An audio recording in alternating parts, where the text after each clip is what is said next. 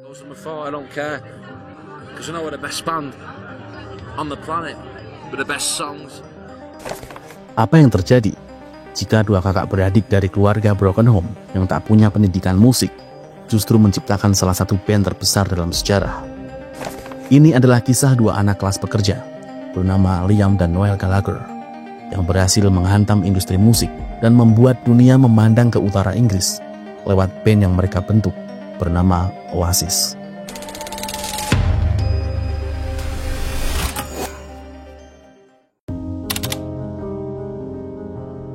Manchester awal 1980-an adalah kota yang sedang dibakar oleh kebijakan Margaret Thatcher.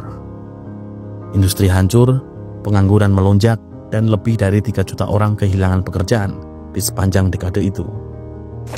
Burnage, kawasan tempat Liam dan Noel Gallagher tinggal, yang terletak di wilayah Manchester, adalah contoh nyata kota yang dibiarkan mati rasa, di mana kekerasan, pemogokan buruh, dan kerusuhan lokal menjadi latar belakang yang membentuk karakter generasi muda di utara Inggris. Di dalam kekacauan krisis ekonomi ini, Noel dan Liam Gallagher tumbuh di dalam sebuah keluarga dengan sosok ayah yang sangat keras dan temperamen. Saat kemudian ibu Liam dan Noel memilih berpisah dengan suami, keluarga mereka resmi pecah dan meninggalkan luka yang tak pernah benar-benar hilang dari dalam diri Noel dan Liam. Liam kecil tumbuh penuh amarah, keras kepala, dan penuh energi yang tak tersalurkan dengan baik. Noel sebaliknya memilih lebih diam. Dia menyimpan semua luka itu di dalam kepala dan menyalurkannya ke dalam tulisan lirik. Memasuki awal 90-an, Liam lebih dulu naik ke panggung dengan bergabung bersama band kecil bernama The Rain. Band itu masih berantakan. Mereka tidak memiliki lagu yang menjanjikan dan arah musiknya pun belum jelas. Sementara itu, Noel sedang dalam perjalanannya sendiri. Ia bekerja sebagai roadie untuk band bernama Inspiral Carpets. Dari balik panggung, dia menyerap segalanya. Bagaimana sound disusun, bagaimana lagu ditulis, dan bagaimana penonton bisa jatuh cinta dalam 3 menit pertama. Noel memang tidak bisa membaca not balok, tapi ia mengerti bagaimana menciptakan lagu yang bagus dan relevan hanya dengan 3 chord sederhana. Saat Noel kembali ke rumah dan melihat adiknya menjadi seorang vokalis bersama The Rain, Noel membuat tawaran bahwa dia akan mau bergabung dengan band Liam itu, asalkan Noel sendirilah yang menulis lagu-lagunya. Liam setuju dengan tawaran itu, bukan karena dia setuju secara logika, tapi karena mereka tahu bahwa satu-satunya jalan keluar dari kondisi hidup yang sulit saat itu adalah dengan melaluinya bersama-sama. Dari situlah Oasis lahir, dengan suara gitar sederhana, karisma yang tak terbantahkan, dan mimpi besar dua kakak beradik yang ingin merubah takdirnya.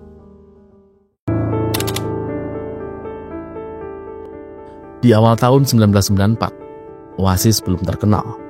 Tapi begitu mereka memainkan Supersonic, orang-orang tahu mereka tidak sedang menonton band biasa. Mereka sedang menyaksikan ledakan pertama dari sebuah era baru. Saat Definitely Maybe dirilis pada Agustus 1994, album itu langsung menjadi album debut dengan penjualan tercepat dalam sejarah Inggris saat itu. Tapi ini bukan hanya tentang angka, ini tentang perasaan. Untuk pertama kalinya, anak-anak kelas pekerja merasa mereka punya lagu yang begitu dekat.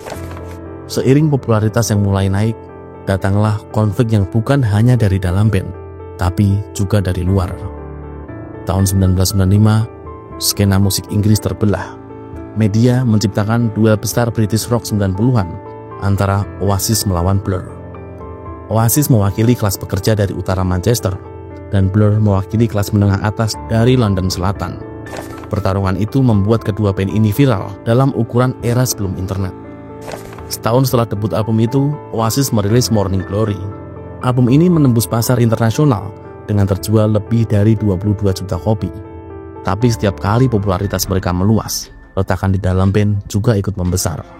Dua kakak beradik yang awalnya bersama-sama mendobrak industri musik arus utama, kini mulai dipisahkan oleh ego masing-masing. Noel ingin membuat Oasis lebih terstruktur dan mengatur semuanya. Di sisi lain, Liam ingin tetap bebas dan semaunya. Dua kutub ini yang awalnya menciptakan sebuah keajaiban, perlahan menjadi bom waktu. Agustus 1996 menjadi periode penting dalam karir Oasis. Dalam konser mereka di New World Park, lebih dari 250.000 orang berbondong-bondong datang untuk menyaksikan band asli Manchester itu. Bahkan sebelumnya, permintaan tiket konser mereka mencapai 2,5 juta tiket dalam waktu seminggu. Itu adalah rekor yang belum terpatahkan hingga hari ini. Saat lagu Don't Look Back in Anger dimainkan, puluhan ribu orang bernyanyi serempak. Noel berdiri diam dan Liam menatap massa, seolah dia adalah raja dunia. Dan pada malam itu, memang tidak ada band yang lebih besar dari Oasis.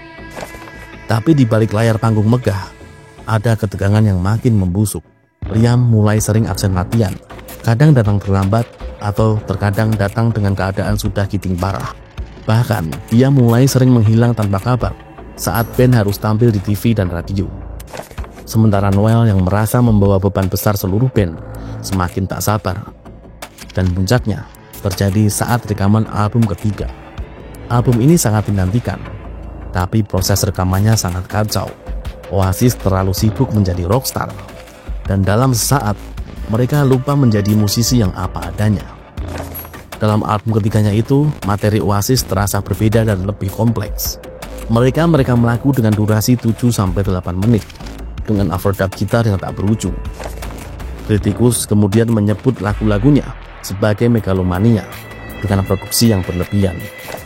Oasis dianggap lupa dari mana mereka berasal, dan justru ketika mereka berada di puncak popularitas, fondasi Oasis mulai retak.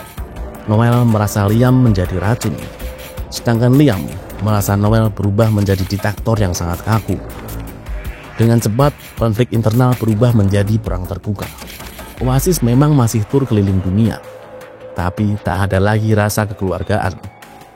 Mereka tampil dalam satu panggung, tapi tidak berbicara satu sama lain selama berminggu-minggu. Hubungan kakak adik ini pun kemudian memanas selama bertahun-tahun, hingga akhirnya pada 28 Agustus 2009, di belakang panggung sebuah festival di Paris, mereka bertengkar lagi. Tapi kali ini lebih dari sekedar cekcok. Noel melempar gitar dan Liam membanting alat sound.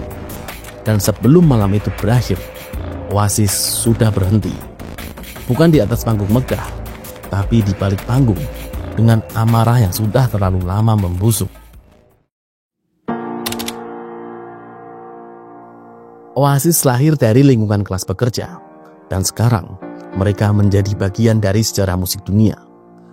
Bagi sebagian orang, mereka adalah penyelamat musik Inggris tahun 90-an. Pahlawan yang membangkitkan kembali kebanggaan nasional setelah era pop sintetis dan grunge dari Amerika.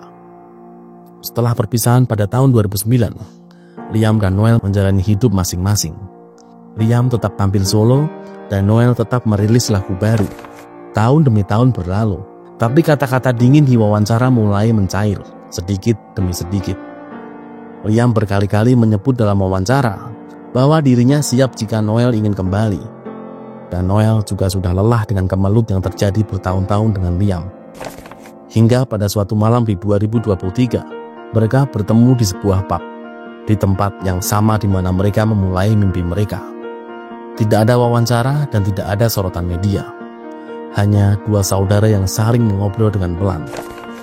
Pertemuan itu bukanlah rekonsiliasi besar, tapi itu menjadi titik balik, titik di mana amarah itu mulai menghilang. Sampai akhirnya, pada awal 2025, kabar besar datang bahwa Oasis akan reuni. Dua orang ini akhirnya kembali di dalam satu panggung dan dengan band yang sama. Setelah semua konflik, kritik, dan pertengkaran, mereka memilih satu hal, yaitu kembali bersama. Dan barangkali itu cukup untuk merayakan kembali band yang disebut Liam sebagai band terbaik di planet ini.